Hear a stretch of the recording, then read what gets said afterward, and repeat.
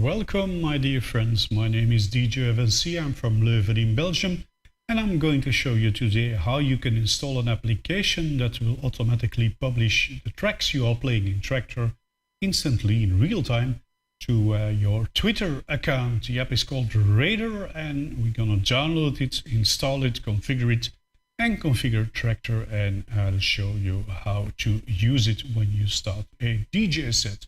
Let me switch to my computer screen so you can follow what I'm doing. And here we go. You'll keep me in the right bottom corner, a small view of me. So here we go. We're gonna try to keep this as short as possible. First, you go to the website radar.dj, that's radr.dj, and the site is from Richie Houghton, and the app is from Richie Houghton, because it's a system to track your playlist and to keep them to a central database, even connected with a venue if you're located at a venue. So on the top menu, go to download. There you see the two applications, both for Macintosh and for Windows. I'm using Windows 10, so I'm downloading the Windows version, of course. It goes reasonably fast. It's a small application, and it's already there. Just open the folder where you save it, remember to where you saved it, and then you need to extract it. It's a zip file, so you can do that with the default extractor in Windows 10, extract all, or use an application, a freeware application, 7-zip, which is very good for compressing and extracting all kind of zip files. So 7-zip for me, and extract to a subdirectory RADR. There we go. It doesn't take that long. We go into the subfolder, and there we can see a small application, RADR Setup Windows. Double click on it, and then the install will begin. Just click next, next, install. Wait a bit, and then click again next. As soon as it's there, and there it is, next, and finish. Now the application is installed. Now we're gonna configure it for the first time. It works with Twitter, so you need to authorize Twitter to so that the application can publish in your name. So click on the Windows Start menu, type in RADR. Sometimes it doesn't find it instantly when you just installed it, so then you need to browse through your menu and go for the R from RADR, of course. Open up RADR, and you will see a very short window in the background, in a short time, a small window. And that will launch automatically a browser, so you can authorize your application to access your Twitter account. We need to do that 2 times. I have no clue why that is, but just follow me, you will see it. So it's in Dutch, sorry for that, but it's the same thing in English. So authorize app, the blue button. You get a PIN code, and the PIN code, you double click on it and copy it. Then you Alt tab to the other application, because it's in the background RADR, and there you can paste the first PIN code. Press OK, and then we get again a new browser, and then again a new PIN code.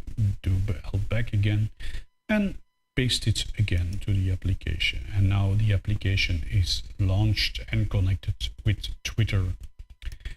I come back to the main screen, but first you must know that the application does not launch by default when you start up Windows. You need to launch it manually. Once it's launched, it stays open. Even if you close it, like this, it's still open. It's beneath in a tray. Let me show that to you if I find the right button to focus on it. It's 11, no, it's 10, sorry. So if you see here, the red here in the bottom, it's a red RADR kind of icon. It disappears after a while, so you need to click on it to open up the menu. And then when it's launched and working, it's green. You will see that later on. So now we need to configure it, because we're going to change a few things, not a lot. Right click on the red RADR icon and click on Preferences. I'll remove the spotlight. And then we have this tab. First thing, if you have a GPS system in your laptop, you can, like me, you can automatically click Location Services then it will automatically, as soon as you open the application, will see where you are in which venue. If it's not a known venue to the radar system, it will just give you the location. But you can always type in a venue name manually on the main page. We'll see that later. Okay, listeners, there's nothing to change. Just remember the port, it's 8000 by default. If that is a problem because you have another service on it, you can change it, but remember it, we're gonna need it later in Traktor. Twitter, there we see it's connected with Twitter, and messages, you can change some messages. You don't need to change them unless you want them in another language. Remember that a lot of producers and labels are searching for that is playing now, and they will like your posts as soon as that you publish them. There's one thing you can change. Let me check that again where that is. I think it's in, yes, in Twitter. You can enable the hashtag artist, so that way they can find themselves easier back when they type in their artist name as a hashtag. I wouldn't do track, I think it's a bit pointless, but the artist I would surely do. Just close the screen. That's part one. Maybe I'll show you, no, I'm going to show you the main screen later. Now we need to configure Traktor. So the thing is, Traktor, there's no real way to extract a title and the artist that is playing from Traktor. There's a workaround for it, and RADR is using that workaround. And the workaround is, let me open Traktor already for you. The workaround is that there's a broadcaster system in Traktor, so you can broadcast to a nice guest radio from Traktor Live, and that broadcast signal, that audio stream, sends the artist and the track title with it. So what RADR is doing is extracting those titles, those texts from the audio stream. It can be a problem if you do use that broadcasting system. You're gonna need to choose. It's or you're broadcasting from Traktor directly, or you're using RADR to publish your tracks on Twitter. I don't think it's a problem because most DJs I know that stream audio or video use another application like BOTT or Edcast or OBS or some kind of a video mixing software that is independent from Traktor and just connected by audio cables. So it's probably never a problem. Okay, we need to change the setting, two settings in Traktor, or two tabs anyway. Just click on the gear icon on the top right, or you can go through File and Preferences too. I will click here. Then we get the Preferences screen, and first you need to go to Broadcasting tab.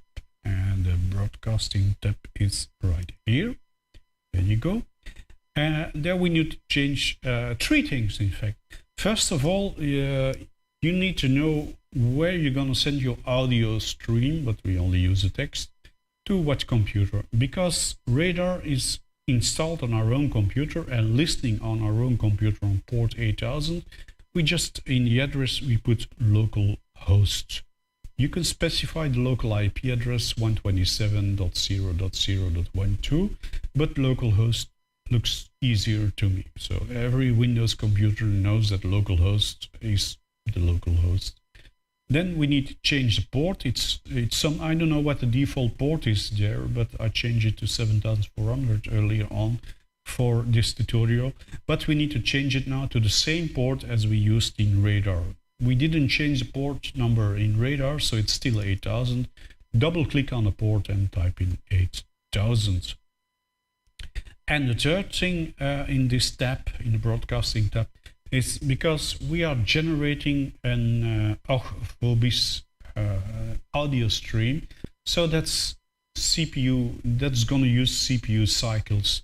So the best thing you can do is to switch, to make sure you're at the lowest quality possible, so you don't use too much CPU cycles. It doesn't matter the quality because RADR is not listening to the audio, nobody does, from the broadcast stream, of course. So put it on the lowest one, which is the 11,025 Hertz at 32 kilobits a second. That's the lowest you can get. The second thing, and that is discussable how long you're gonna put it, but that's in transport, looking for transport here, right there. And there we have an option called play count. And what is a play count? Play count is a timer you use in Traktor, and that's from the moment you press start, there's a certain amount of time, and when the time is passed, it will register your track as one, played, so you don't play it twice in an evening. Secondly, it saves it in the history file or your playlists. And thirdly, it will send it through the broadcast system. So after that amount of time, RADR will receive the title and the producer of the track you are playing, and everything is saved. Now, how much do you need to set it? Well, for me, it's put to the maximum. That is 60 seconds, as you can see here. I'll show you here. Where is it? Right here. 60 seconds. And that's because I'm a long mixer. I play deep house, tech house, techno and hard techno. And when I'm mixing or when I'm pre-listening, I pre-listen a lot of tracks before I actually choose one. So I listen to it. Are they good? Can they go up in the whole track? Do they mix well? Is the volume loud enough? Is it not too quiet so I can adjust my gain? And that takes a while. And I noticed, I think the default is 30 seconds, I'm not sure. But I noticed when it's 30 seconds that it registers like played, and it wasn't played. I was only pre-listening to it, so it was never played. That's depending on type of controller you have too, because I have a multi-audio card and use a regular mixer externally. Traktor never really knows when I'm playing it really, so that's a bit of the problem too. So, and also because I mixed long, I mixed 1 minute, 2 minutes, and the first part is the intro, of course. I sometimes skip a bit of the intro, but when the track is actually recognizable by the crowd and is starting, then it's already 1 minute further and even more. So when it sends the text to RADR, it's about time that the track is recognizable to the audience. So that's why I put it to a minute. If you're like, a cutter, a real fast cutter, like R&B or hip hop or commercial music, you probably play your tracks less long, and like 2 minutes or so. So then a minute is a long time. So you maybe, and you don't pre-listen, you work with cues and stuff. So I never do that. So you probably need to reduce that minutes to 30 seconds or maybe 45 seconds. You just need to trial it out, but it's probably somewhere between 30 and 60 seconds. So mine is 60 seconds. That's it. So it was already set. That's it. It's configured. We're not up and running, but it's configured. So just clear mind right now. Think like you're coming into a club or in your studio. You want to start. What do you need to do? 1, you open your RADR application. Mine is already open, so I'll just double click here on the icon.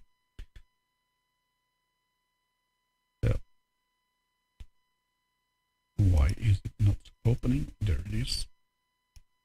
And now you need to tell RADR that we're ready to start.